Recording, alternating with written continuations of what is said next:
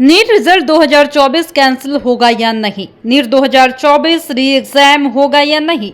NEET पर latest update क्या है? क्या नीट में स्कैम हुआ है? इन सवालों का जवाब अभी मिलने वाला है। जी हाँ, हम आपको बता रहे हैं कि नीट 2024 कट ऑफ काफी हाई है। टॉप मार्क्स में ज्यादा स्टूडेंट भी हैं, तो जाहिर है कि इस साल सरकारी मेडिकल कॉलेजों में एमबीबीएस एडमिशन के लिए कट ऑफ भी हाई होगी। ये क्या कुछ हुआ है नीट के मामले में, ये जानने की पहले जरूरत है।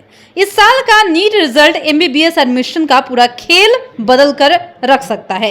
एक्सपर्ट ने बताया है कि नीट रिजल्ट 2024 जिस तरीके से आया है, उसके क्या 5 बड़े असर हो सकते हैं, ये जानना बेहद जरूरी है। करीब 24 लाख बच्चों ने परीक्षा दी, जिसमें से सिर्फ 1563 को ग्रेस मार्क्स मिले हैं। जिस सेंटर से 6 नीट टॉपर निकले हैं, वहां पर परीक्षा दे रहे स्टूडेंट्स के ओवरऑल मार्क्स देखा जाए तो ज्यादा था, यानी बच्चों की परफॉर्मेंस अन्य जगहों से बेहतर थी। 4750 सेंटर पर नीट यूजी एग्जाम हुआ था, इसमें से सिर्फ 6 सेंटर पर दिक्कत आई है। कमेटी बनाई गई है जो कि एग्जामिनेशन करेगी, जो सिफारिशें आएंगी उस पर निर्णय भी लिया जाएगा। जिन सेंटर्स पर गड़बड़ी हुई है उन पर एक्शन भी भरपूर होगा, लेकिन मामला सिर्फ 1563 स्टूडेंट का है और नीट की जांच कमेटी जो सिफारिश देगी उस आधार पर ही कदम उठाए जाएंगे। लेकिन पूरे देश में परीक्षा का असर नहीं पड़ने वाला है, यानी कि पूरे देश में जो परीक्षा हुआ है उस पर इसका नकारात्मक असर नहीं पड़ने दिया जाएगा।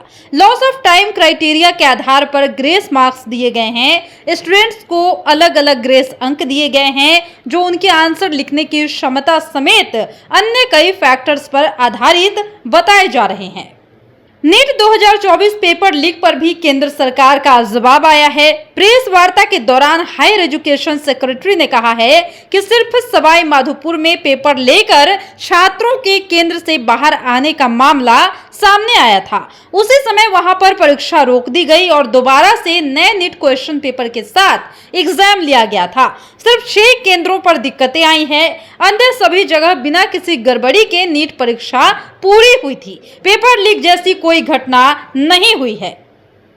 प्रेस कॉन्फ्रेंस में जब पूछा गया कि नीट 2024 परीक्षा दोबारा आयोजित की जाएगी या नहीं, इसके जवाब में शिक्षा सचिव ने कहा कि कमेटी जांच कर रही है, उसके बाद ही कोई फैसला लिया जाएगा। लेकिन जो भी फैसला होगा उससे किसी भी स्टूडेंट का कोई नुकसान नहीं होने दिया जाएगा।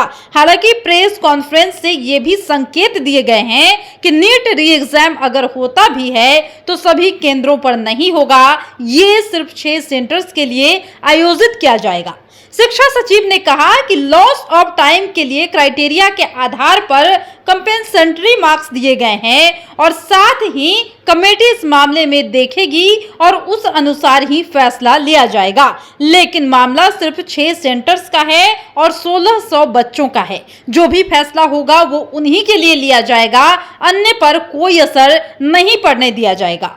प्रेस वार्ता में कहा गया है कि यूपीएससी के पूर्व अध्यक्ष और अन्य शिक्षाविदों को मिलाकर कमेटी बनाई गई है जो नीट के मामले की जांच करेगी। समिति 1 हफ्ते के अंदर अपनी रिपोर्ट भी पेश करेगी और उसके बाद ही फैसला लिया जाएगा। एजुकेशन सेक्रेटरी ने कहा कि उस सेंटर का एवरेज मार्क्स 235 था, यानी वहां स्टूडेंट्स बेटर थे और हाई स्कोर कर सकते थे।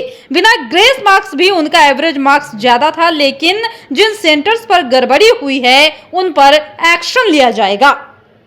शिक्षा सचिव ने कहा कि 1563 बच्चों को नीट में ग्रेस मार्क्स मिले, इसमें से 790 बच्चे ग्रेस मार्क्स से क्वालिफाई हुए हैं। बाकी सभी के मार्क्स या तो नेगेटिव हो रहे हैं या वो पास नहीं हो सके। ओवरऑल कोई फर्क नहीं पड़ा है। ग्रेस मार्क्स अलग अलग होता है, आंसरिंग एफिशिएंसी वगैरह के आधार पर ही मार्क्स दी जाती है।